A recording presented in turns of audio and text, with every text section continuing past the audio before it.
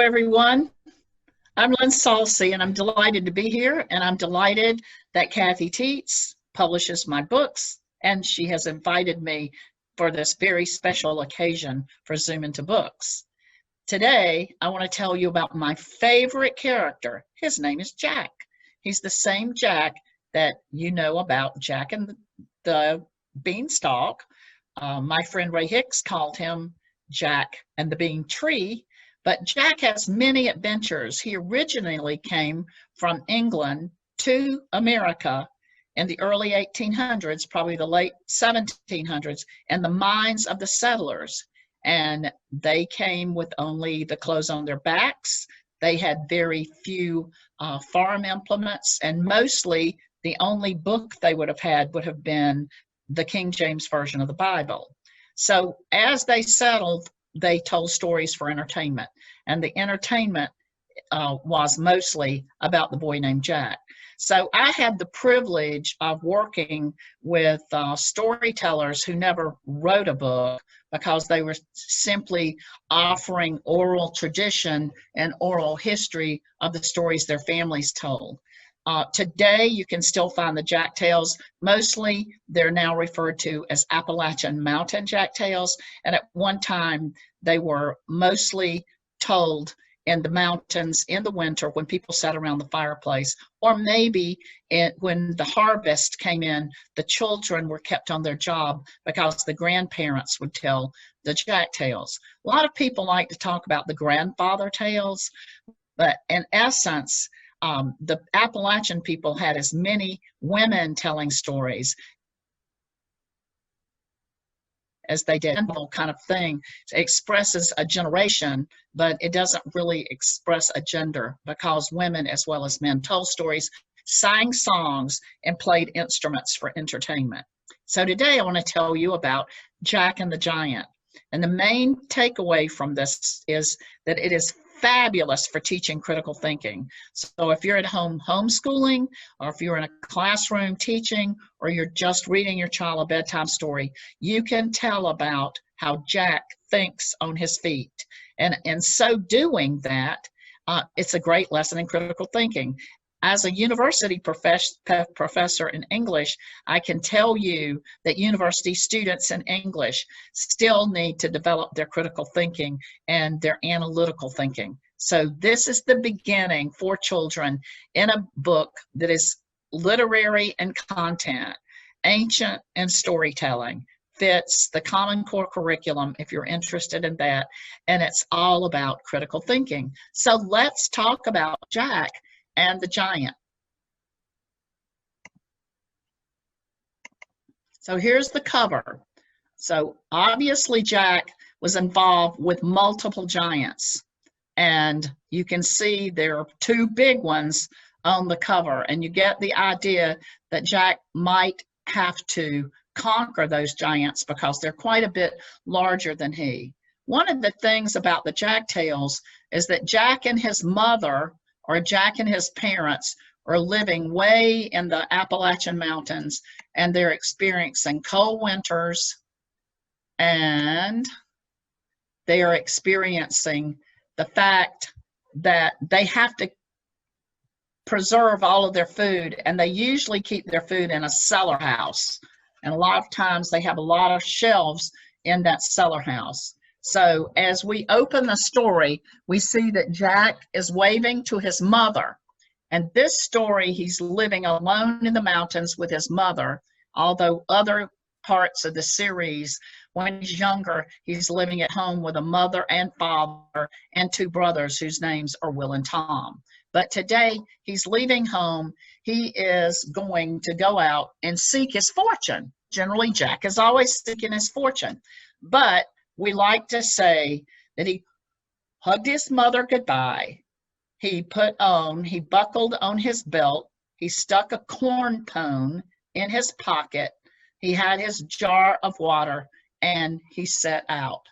Now, he was just going to seek his fortune, not really knowing what he was going to do. So soon he spotted a piece of wood along the road.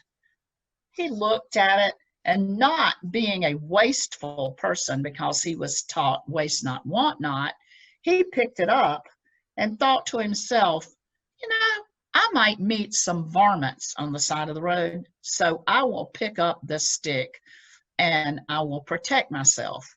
So after a while, he sat down to rest and he took out his little pocket knife and he whittled on it and he worked with it and he looked at it and thought to himself, I have developed a whomping stick here. So he takes off down the road because Jack's always walking on a dirt path, a narrow dirt path. He's generally taking the nigh cut, but today he was on the old dirt haul road. So in walking down the haul road, he came to what we called a muddle puddle. And there he could see horseflies buzzing around. And just for no other reason than the fact he was really a young guy, he picked up that whomping stick and bam, came right down on those horseflies. And so he looked and he counted 1, 2, 3, 4, 5, 6, 7. Wow, I got 7 of those insects with one whack. He was mighty proud and he set off down the road whistling. He finally came to a village because he wanted to find out if anyone needed any work. But he stopped and looked for a few minutes and he saw a blacksmith hammering horseshoes. I'm looking for work. Do you need a helper? He asked the blacksmith. The blacksmith stopped working, looked at him and said, nah, you look too scrawny for my work, but there's a farmer over yonder who needs help clearing land. He might take you on. Jack said, that'll do. I can help on the farm. And before he left, he turned around and looked at the blacksmith and said, say, Mr. Blacksmith, before I go, please cut words on my leather belt. He took it off, gave it to the blacksmith and said, will you put Big Man Jack kills 7 with one whack? The blacksmith obliged and Jack buckled his belt back on. He tramped off and he found the farmer, that the blacksmith recommended. Okay. He's out talking to the farmer, and Jack says, I've come to help you clear land. The farmer waved his hands toward the thicket forest. I need all of those trees cleared so I can plant crops, but you look too puny to do heavy work. I may look little, but I'm strong, Jack said. How do you feel about giants? The farmer asked. I'll pay you. Giants? Jack backed away. Then he thought of the money he'd earned. I can handle giants. They're pretty rough, the farmer said. There's a daddy, there's a mama, and they have young'uns. They had 8 heads among them. They carry off a cow when they're hungry and pick their teeth with fence posts. I can't plant nary a seed till they're off of my land. But Dad, Jack said, now where I come from, we use giants for riding horses. Sorry, the farmer said, you look too little for that. So the farmer's calling him out, telling him, you're bragging too much. Sorry, you're just too little. That made Jack fly mad. When he turned to walk away, the farmer noticed his belt. Big Man Jack kills 7 with one whack. Hold on, the farmer called. Are you up to the writing on that belt? Of course I am, said Jack. Come on in, let's talk about it. Let's have supper. The farmer's wife set out more food than Jack had ever seen. He ate squash, fried chicken, cornbread, cabbage, taters, collard greens, gravy, pole beans, apple pie, and fruitcake. There was plenty of fresh milk to drink. Jack decided to save some for later, so he slipped open the little pouch part that was on his belt and dumped food inside. Then he poured some milk in on top of the food to make it nice and sloshy. The next morning, the farmer got Jack up for breakfast. Okay, Jack, I'll give you 1,000 guineas to run off the giants, clear the land for plowing, and you get an extra 500. Whoa, Jack did agree to that. The farmer handed him a big old 2-headed axe. You'll need this. No thanks, Jack said. I only need my whomping stick. He set off, and after a spell, he came to a good climbing tree. He settled on a sturdy branch, and this is my favorite illustration in the whole book, because as the page opens, you clearly see Jack in that tree, and there's the two-headed boy giant. So he's faced with the first giant he has ever seen. So he took the whopping stick and banged it on the branch. Ka-chunk, ka-chunk, ka-chunk. He sat back and rested a spell and started again. Ka-chunk, ka-chunk, ka-chunk. Before long, a two-headed boy giant came up. Who are you? Said the giant boy. Can't you read? Jack pointed to his belt. Big man Jack. The giant boy yelled so loudly the tree shook. What are you doing up there? I'm clearing new ground, Jack said calmly. I've never seen a man clear ground while sitting in a tree. We do it this way in my country, Jack said. I can do a lot of things you can't do. I can do anything, the boy said. Can you squeeze milk from a rock? Jack asked. No, show me, or I'll shake you down and eat you. The boy giant tossed a rock to Jack. Jack jabbed a hole in his pocket with his whittling knife.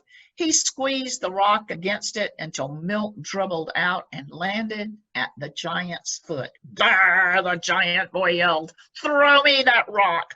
It must be magic. He squeezed the rock until both of his faces turned red. The rock turned to powder, but no milk came out. That made the giant mad. He shook the tree so hard, Jack had to hold on with both hands. Stop! Watch this, Jack hollered. I can cut open my stomach and show you my guts. Then I'll sew myself back up with a piece of twine. Show me, the giant demanded. Show me. Jack sliced open the pouch. The sloshy food oozed out. After that, Jack took a needle and twine from his pocket and sewed it up. I could do that, the giant boy said.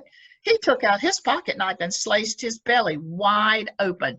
Yo! He cried as he ran off screaming in pain, hollering for his mama. Jack climbed down. He stopped a minute and thought, this giant thing might be dangerous. I'd better head home and forget about clearing this land and earning those guineas. So we know that Jack set off to go home.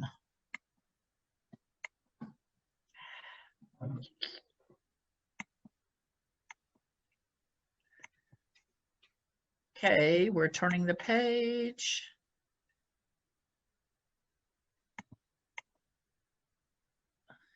It's not behaving. Let me go back. Hold that thought and go back again. There we go. So Jack was thinking, no, I don't think I'll bother. I'm going to sneak on home. Suddenly he heard trees crashing, smashing. Something was heading his way. Jack jumped inside a hollow log, and you can see the hollow log right there at the bottom of the page where Jack is peeping out right there. He peeped out through a knothole, and what did he see? He saw twins with 3 heads. Oh, we need to find the boy who hurt our brother, one said. I'll smoosh him like a butter biscuit, the other one said. I'll turn him inside out like a raggedy old sock. They yacked so long, Jack was ready to pop out and say, here I am, smoosh me.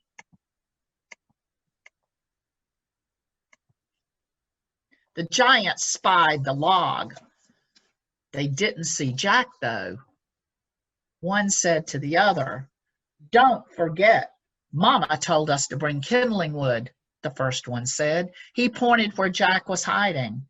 We'll look for that boy later. Let's get this log home. They lifted the log on their shoulders and started down the path. Jack crawled to the front end. He reached out and whomped the giant twin on one of his heads.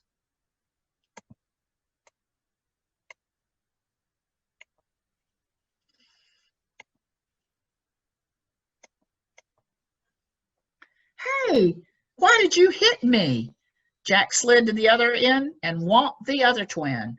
Now who's hitting who? Jack hit the first one again. Then he went back and forth, crawling up and down in the log until he had all 6 heads whomped. The giant twins threw down the log and started fighting. When it got quiet, Jack poked his head out and saw the giants lying in the road. And you can see them too up there. They knocked themselves out. Jack jumped out of the log, tore off down the road. Blinded by panic, he bumped into the old daddy giant who was looking for his sons. Who are you? He roared. I'm Jack. He stood frozen to the ground. Well, my wife's at home sewing up my littlest boy. Are you the man that bested him? That's me, Jack said. I'm helping the farmer clear new ground.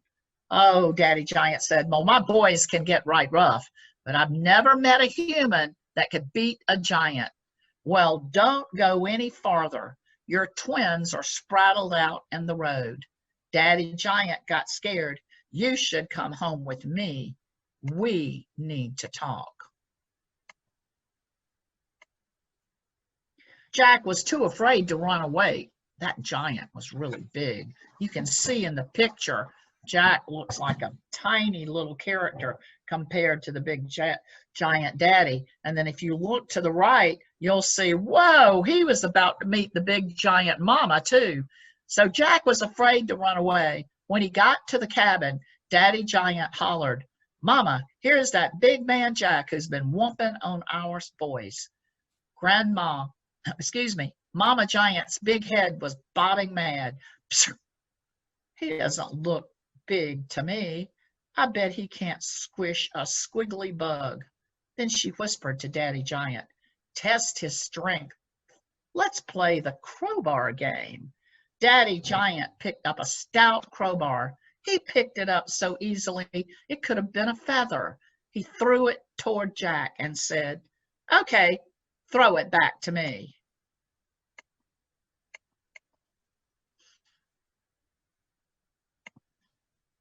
Jack couldn't pick up a giant steel bar. He couldn't even think about it. If you look on the right, you'll see the steel bar was so big, Jack had to stand on it. Instead, he climbed on top of that steel bar and yelled, hey, Uncle! Hey, Uncle! Hey, Uncle, answer me! What are you doing? Daddy Giant hollered at Jack. I'm calling my uncle who lives way over the mountain. He's a blacksmith. He can use this metal bar in his work. When he answers, I'll pick it up and throw it to him. Shucks.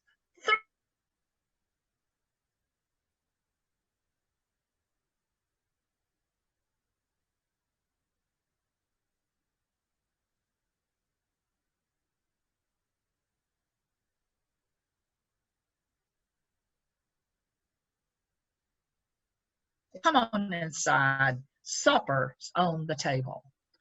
So here's a really funny picture coming up next, because there they all are gathered around the table with Jack. Jack was the only one eating. The boy giant's belly was sore from the stitches, and the twin giants were too tired from their beating. Mama Giant was very upset. Papa Giant was upset, thinking about how could this little tiny person beat up on my boys. So Jack just sat there and ate enough for 5 people. Daddy Giant insisted Jack spend the night. It's too dangerous for you to walk through the woods alone now. Jack didn't sleep a wink. He sat in the gigantic bed and planned an escape. At dawn, he tried to sneak out, but Mama Giant was waiting. Come over here, Jack. Help me light my stove so I can cook breakfast. Jack took a length of stove wood and helped get a fire going. Then he put his hand up to his ear and said, Hark! What is it, Jack? Mama Giant asked. Oh, I hear my brother Tom calling. He's a lot bigger than me. He says he's coming this way. He pure detests giants. Oh, land! Mama Giant yelled. Hide me, quick, hide me. Don't let that Tom who detests giants get me. Quick, Jack said. Hide in the oven. I'll tell you when he's left. Grandma Giant jumped right in, and Jack shut the door. Then he sat to wait. Soon the others ran into the kitchen and smelled something cooking. They looked for Mama, but they only saw Jack.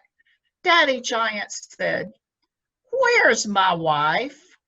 Jack opened the oven door, and Mama Giant popped out. She lit out the front door, ran to the creek, and jumped in the water to cool off. Who's next? Jack said, holding the stove door open. The giants got on their knees and said, Please, Jack, don't hurt us. We'll give you all of our treasure. Fetch it out, Jack said. The giants pulled out a chest full of gold and silver and all kinds of jewels. Daddy Giant held up a pair of silver ankle boots. When you wear these, they'll let you travel 40 miles in one leap. Okay, said Jack. It ain't much, but I'll take it. There's only one more thing. What's that? Daddy Giant asked. Get out of here, said Jack, and don't come back. The giants get it all right. They ran straight through the forest. They knocked down every tree, clearing a brand new field. As they raced by the farmer's house, they yelled, We're going to the end of the earth to get away from Big Man Jack. Oh, you know Jack was truly proud of himself because he got the giants to get out of the way. And so we find that